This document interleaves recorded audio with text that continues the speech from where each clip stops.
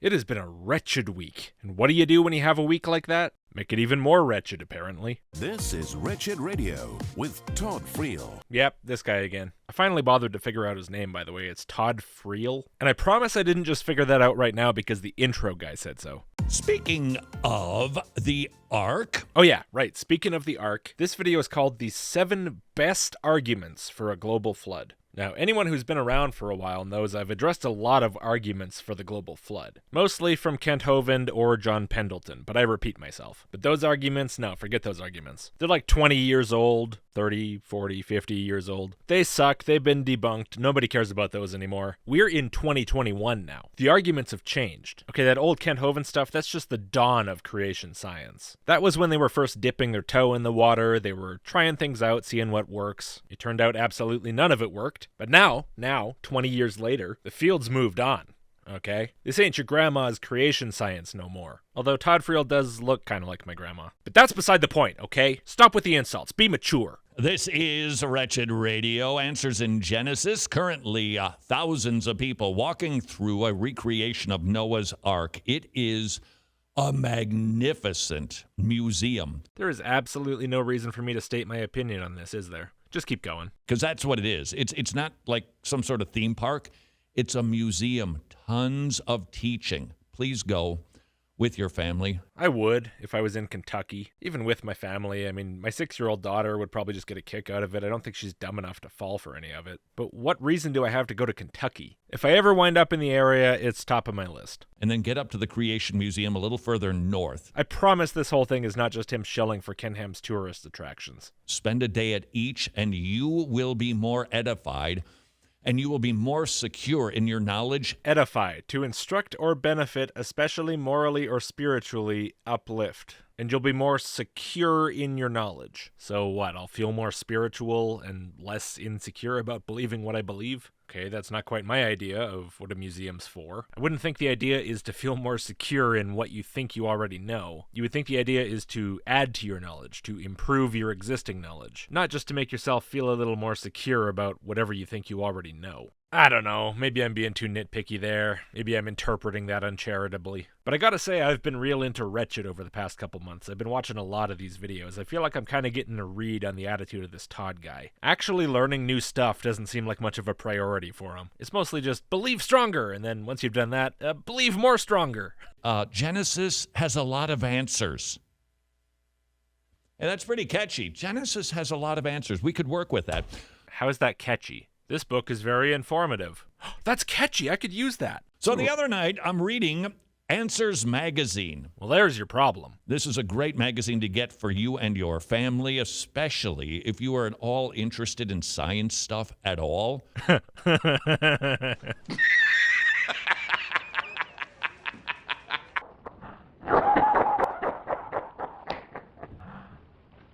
If you are at all interested in science stuff at all, and even if you're not, a knucklehead like me, stop it, can actually read this and get this stuff. So just to be clear, you're not into science or science stuff at all. You're just a scientifically illiterate knucklehead, and you're impressed with Answers Magazine because you can read it and not be confused. Well, it's not a good standard, but at least you have some standards, I suppose. The headline or the cover on this particular issue, the 7 best evidences. Pieces of evidence, please. Of the global flood. This will ring in your ears. Painfully so, I imagine, yes. You are going to love this. You're going to go, yes, that's right. My Bible is true. Yes, that's right. My Bible is true. Somebody who doesn't believe in God will not receive this information. How can that be? Well, it's because we do receive the information, and then we actually think about it and realize everything you say is wrong and stupid. How can 2 people in the same room hearing the same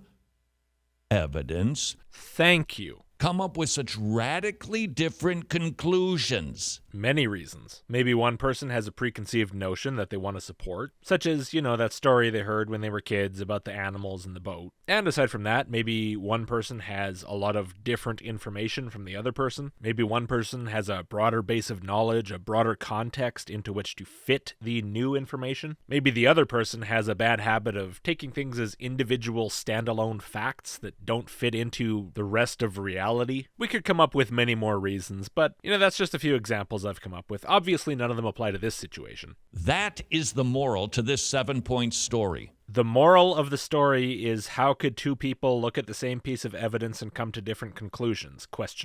All right, Todd, I promise to implement this sound moral advice into my life going forward. You and I love this because we believe it. Maybe, although I suspect it goes the other way a bit as well.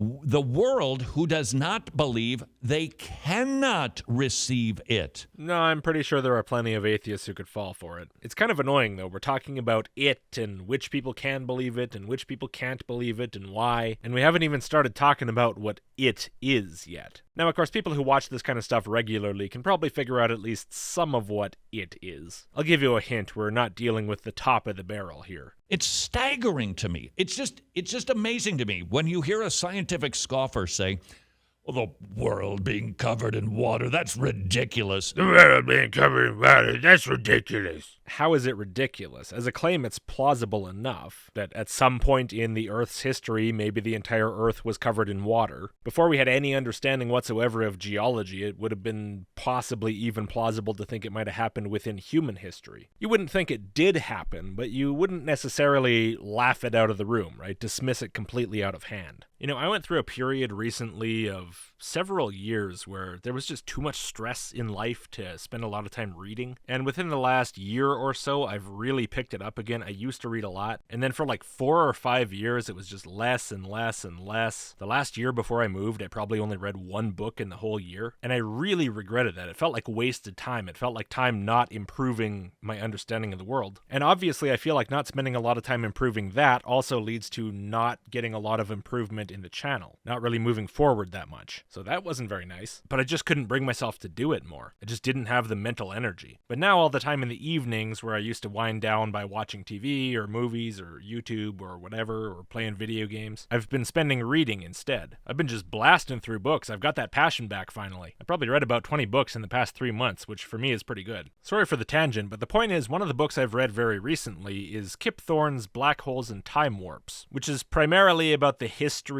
of the discovery of black holes and black holes' characteristics and all the theory that surrounds that. And the funny thing is that so much about black holes is absolutely ludicrous intuitively. A lot of the time, even to the physicists working on the problem. Some physicist will bring up an idea and say, this is what I think is going on, and here's why. And everybody else kind of just goes, that's weird. No. And goes and works on something else for 10 years, and then all of a sudden that idea comes stampeding back into the room, solves a major problem with some theory, and quickly becomes accepted. And this is why if somebody brings up something in good faith that seems ludicrous on its face, like, I actually think at some point in the past the Earth might have been covered in water. Completely. At least from the landmasses being at some point more evenly distributed and low-lying, so that the amount of water on the Earth now could cover them. I have some good reasons to think so. I'd really like to show you. If someone comes to you with that idea, sure, you don't have to divert your resources to it. You don't have to drop everything you're doing and start working on that, trying to prove whether that's true. But just laughing and scoffing at things for no real reason other than, that sounds funny, is kind of just irresponsible. In the absence of evidence that it's actually false, of course. Now, am I saying that if that guy who thinks the Earth might have at some point been covered in water starts talking about how it was covered in water 6,000 years ago and pulls out a copy of Answers magazine and presents you the evidence that Todd Friel's about to present, you should still take him seriously? Even after you've shown why the evidence is complete shit, and then gone on to show evidence that directly falsifies it? Well, no, obviously not. Where do you think you are? I don't know why I even went on that tangent. I guess I just wanted something to talk about. Maybe I'm just enthusiastic about Kip Thorne's book. It's a really good book. I'd recommend it. Have they never flown to Europe or the Middle East or to Asia? Look down from your window. Yes, I've done that. Looked out the window, seen the ocean. I've even been in the ocean. I've seen crabs and everything. So I'm kind of an expert. And what I've observed as an expert is that yes, much of the Earth is indeed covered in water. And also, much is not. And this poses the tricky question, which is, if I acknowledge that much of the Earth is covered in water currently, how does that affect the claim that it's formerly, within human history, been fully covered with water any more or less ridiculous? I mean, surely we need more here than the simple observation that much of the Earth is covered in water to establish that it's not ridiculous to claim as a categorical fact that the Earth was completely covered with water within human history. Just knowing, hey, there's water on the Earth, absent anything else, does not tell me whether it's ridiculous or not when you insist that there was a global flood. For that, we actually need to go look at more evidence. If you've got a window seat and they don't make you close the window and wear a mask over your head, the point is there's a lot of water on the planet. Yes, that's right. My Bible is true. 3/4 of the Earth is already covered. It wouldn't be that much more difficult for God to take care of the other quarter. Well, apparently it wouldn't be difficult for God to take care of anything. If you'd convinced me of the omnipotent God, we wouldn't even be having this conversation. Obviously, I wouldn't find anything terribly questionable about there being a global flood that showed up and then disappeared and left no trace whatsoever that it ever happened. I'd just say God done it and be done with it. I wouldn't bother with all this answers in Genesis crap. What the hell would evidence have to do with anything at that point? It's like, oh, God didn't want us to know about the global flood. He wanted to make sure that we believed it on faith by reading it in his word. It's a test, you see. He doesn't want us to believe by following the world, worshiping the mundane universe, treating that as the source of truth. No! He wants us to have trust and faith and love for him, and to follow his word and to believe that it's literally true because we feel it in our hearts, because we have a relationship with God and with Christ. Damn your puny worldly evidence. God is beyond that. Be gone, sinner. God denier. Scientific scoffer. Right? That's what I would do if I believed it. It's not what you do. You read fucking Answers magazine and you bring up all their nonsense excuse making.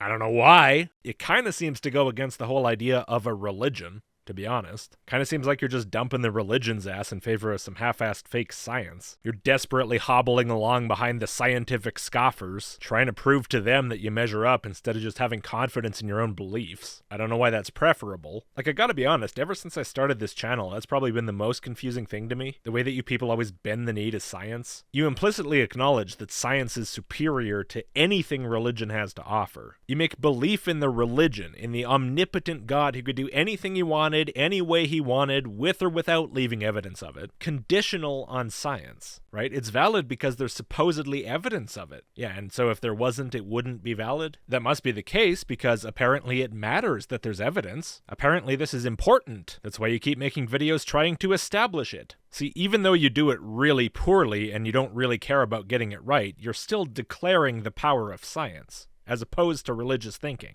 Science, which is just the flawed interpretations of human beings, right? What is that in comparison to God's word? But you put it on a pedestal, you act as if it should be the source of truth, not the Bible. Oh sure, you say it should be the Bible, but your actions don't really bear that out. The only difference between someone like you or Ken Ham and someone who cares about actual science is which fallible human's tiny, insignificant, flawed interpretation of reality you claim should be accepted. It's hilarious. You guys are absolute cucks. Or sorry, cuckleheads. And yet they deny it. Why? Because God done it isn't actually a useful explanation for anything? Because it's the answer to literally any question asked. You could just say God done it, and he done it that way, and he covered up the evidence, or he never made any evidence. Shut up and go away. And yeah, maybe that flies for the Chad creationists who haven't declared the glory of science implicitly, but to the rest of us it just kind of sounds like an excuse for why there is no evidence. Like when kids are playing superheroes and that one annoying kid keeps making up excuses for why he doesn't get hurt. Now I shoot you with my laser eyes. Nuh-uh, I have anti-laser armor. Okay, well, I scratch you with my claws. Nuh-uh, I have adamantium skin, so no. Okay, well, then our entire team hits you with every single superpower. Oh yeah? Well, I have the power of time manipulation, so I set the world back to how it was 10 seconds ago before you did that. And then also, I have the Thanos snap, but it snaps everybody out of existence, though. And I snap, and you're dead. And you never existed. And also, I'm all-powerful. And I know everything. And I have no bedtime.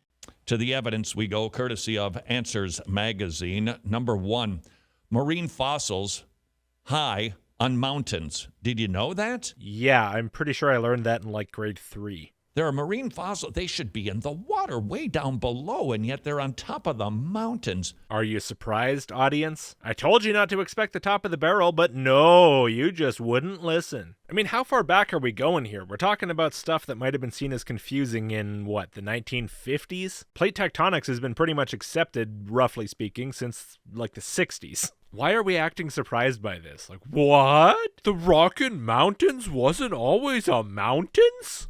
No! Again, you say, oh, these atheists, they can't accept it. Well, yeah, the reason I can't accept it is because we have a much, much better, more thorough explanation that matches all of the data globally, not just your little cherry-picked things that you use for creation evidence. And the kind of data plate tectonics matches is, for example, measurements of continents moving centimeters every single year. That is direct observation that it's happening right now. And on the flip side, there's nothing in support of your assertion of how it happened other than you read it in the Bible and you like that story better. Yes, when two people see different evidence, they can interpret the evidence differently. They can come up with different ideas for what might have happened to cause it. But at a certain point, the outright denial of which explanation suits all of the evidence in total better, and therefore is the better of the two explanations, becomes a little bit too much. You stop seeming like you want to have an actual scientific conversation, and you start seeming like you want to just believe what you want to believe regardless of anything, which, by the way,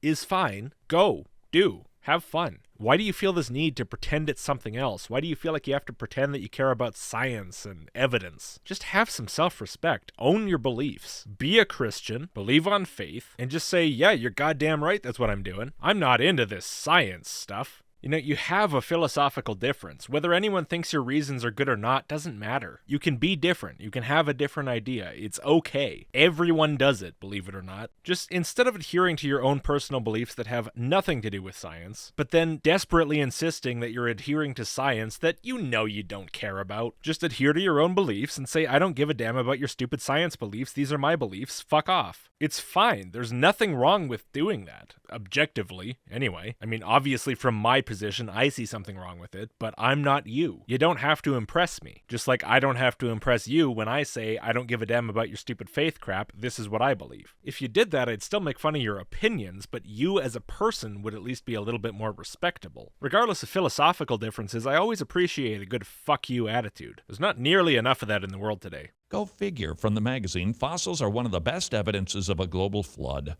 especially where many fossils are found. Example, we don't find marine creatures such as fish, clams, and corals buried and fossilized on the seafloor where they once lived.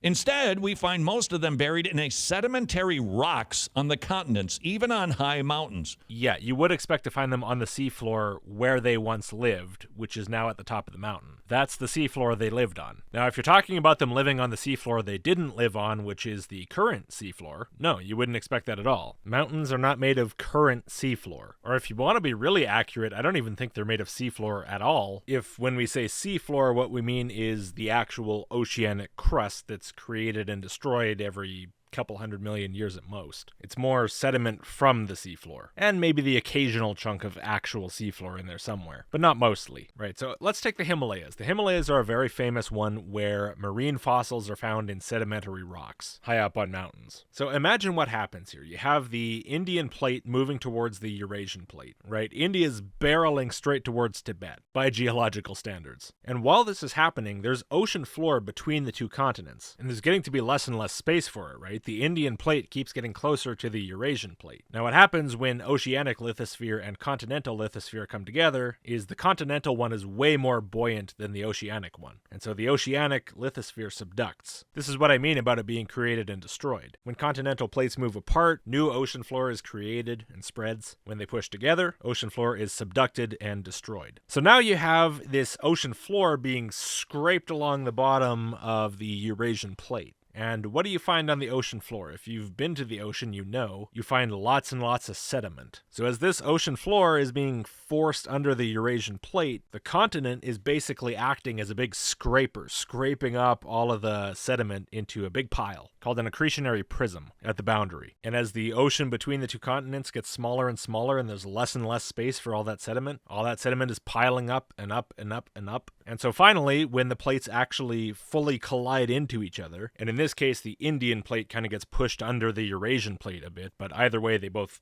jam into each other and crumple. That sediment is all taken and carried up with the crushing, folding edges of the plates, along with the sediment from the continental shelves of the plates, and it and all of the organisms in it, all of the fossils in it, everything in it, is carried up, as the edges of the two plates that it's trapped between crumple and lift. So in other words, knowing that the Indian plate is pushing into the Eurasian plate, which it is at a rate of about 2 inches a year, what you would expect is that at some point these two plates were separate from each other, right? If they're currently in the process of colliding, at some point they probably hadn't collided yet, which means at some point there was ocean floor between them, which means at some point there was sediment between them from the ocean floor, which means that what you would probably expect to find between the uplifting Eurasian plate and the Indian plate being jammed into and under it is sedimentary rock with signs of living organisms from the ocean in it, which is exactly what's found. Anything other than this in this particular scenario would frankly be kind of weird. That would be hard to explain. The sedimentary rock and the fossils, that's exactly what you would expect from plate tectonics. On the other hand, I would not expect it at all from a 1-year global flood. I mean, what's the assertion? So it rains a whole bunch, which if it's an extremely heavy rain causing extremely heavy floods, which in this case it definitely is, that makes everything run downwards, flattening out. But instead of that, at some point in this process, it picks up an assload of sediment from the bottom of some pre-existing ocean and deposits it in the shape of a bunch of enormous craggy mountains in a line between India and Tibet for some reason. And instead of this load of wet sediment deposited all at once, just sort of sagging into a blob, when the flood dried out, it kept its shape and then hardened into solid limestone somehow within 6,000 years. We have two options here, two different ways to interpret the evidence. Do you see how one of them is a little more coherent, a little more plausible, a little less complete nonsense than the other?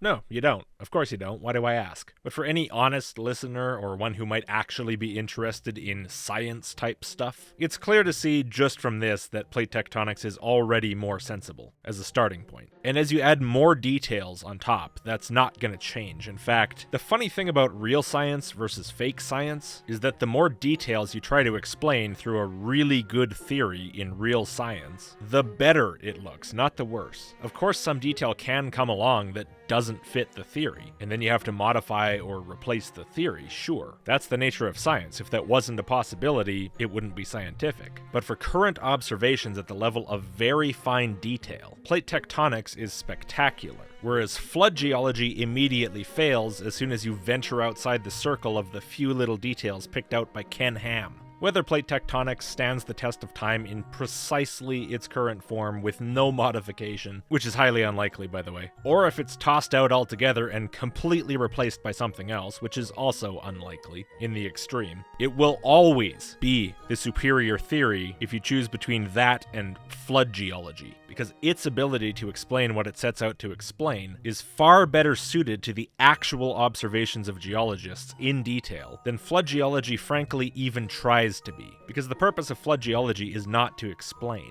It's not a scientific theory. It pretends to be, but it was never intended to be. It's to try to stem the flow of people leaving creationism by trying to make it seem more convincing. It's marketing. Alright, well after a big rant like that seems like a good place to stop for now, but this video actually gets pretty fun with the creationism stuff, so I'm gonna definitely keep going. But for now, thank you for watching. Please, before you go, if you would, give the video a like and click subscribe. Huge thanks to every one of my supporters on every platform. Couldn't do it without you. If you want early access, sign up to the email list at list.logicked.com or Patreon or Subscribestar for ridiculously early access, and I'll see you next time.